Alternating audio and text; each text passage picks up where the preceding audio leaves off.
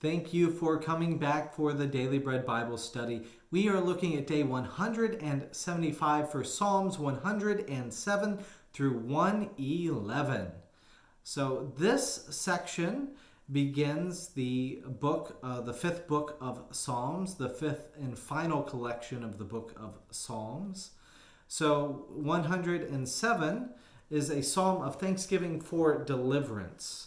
I selected verse 2, which said, "Let the redeemed of the Lord say so, those he redeemed from trouble and gathered in from the lands, from the east and from the west, from the north and from the south." So we give thanks and can call out to God for our deliverance, our redemption, this belonging to God, no matter what. So we give thanks for that. In Psalm 108, it's a psalm of David. In verse 7, it says, "God has promised in his sanctuary, with exultation I will divide up Shechem and portion out the valley of Succoth. Gilead is mine, Manasseh is mine, Ephraim is my helmet, Judah is my scepter, Moab is my wash basin. On Edom I will hurl my shoe, over Philistia I shout in triumph."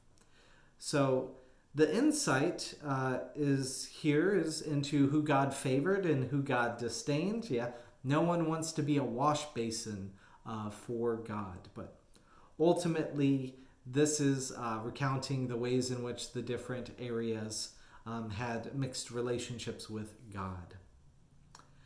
In Psalm 109, it's another psalm of David. I selected verse 28, saying, "Let them curse, but you will bless. Let my assailants be put to shame.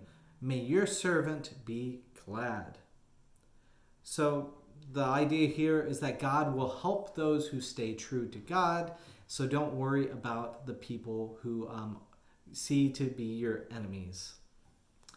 In Psalm 110, it's another psalm of David. I selected verse 4, which says, "The Lord has sworn and will not change his mind.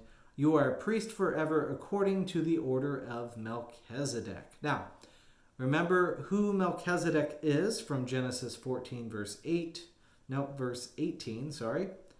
"And King Melchizedek of Salem brought out wine and bread, as he was a priest of God Most High. He blessed him and said to him, 'Blessed be Abram by God Most High, maker of heaven and earth, and blessed be God Most High, who has delivered your enemies into your hand.'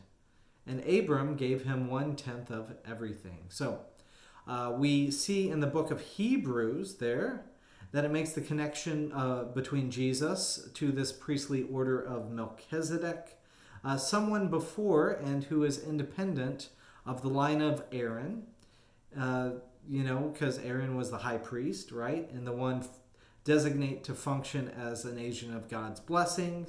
But at the same time, Melchizedek, this person who was not a Jew, was an agent of God's blessing to Abram. So anyways, the idea of all of this is that God will not change God's mind. God has given this order of Melchizedek, this sense that God is the one who offers up the blessings, and the rest of it will be kind of figured out.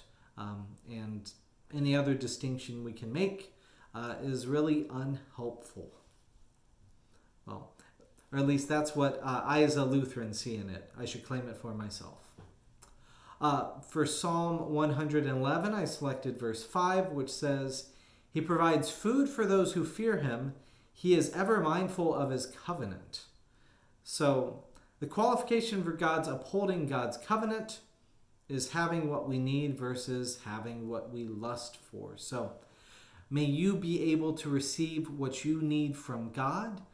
May the other things that you hope for, may you definitely pray for them, but may you also know that God sustains us in many different ways, and that all of the blessings and the prayers that we have will be heard by God, even if they don't feel like they are answered right at this moment in time. So may that encourage you as you are praying the prayer of faith and as you are praying the Psalms.